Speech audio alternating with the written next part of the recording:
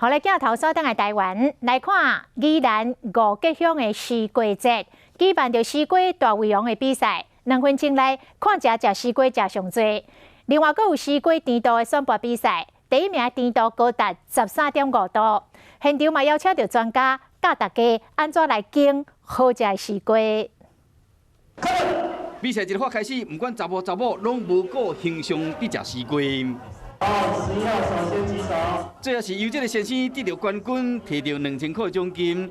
奖金是基础，会使食西瓜，才是互人过瘾。当年热天，宜兰五吉拢会举办相关的西瓜活动。今年除了有西瓜大胃王的比赛，嘛要比什么人西瓜较甜。13.25。宜兰五吉乡员讲是西瓜之乡，整个面积超过55公顷，因为是沙土。透水上好，又阁有丰富有机质甲盐分，加上日夜温差较大，所以讲西瓜特别甜，消费者拢真介意。活动现场嘛特别请专家来教大家要安怎拣西瓜。好，它的纵纹比较明显的，原则上品质也会比较好。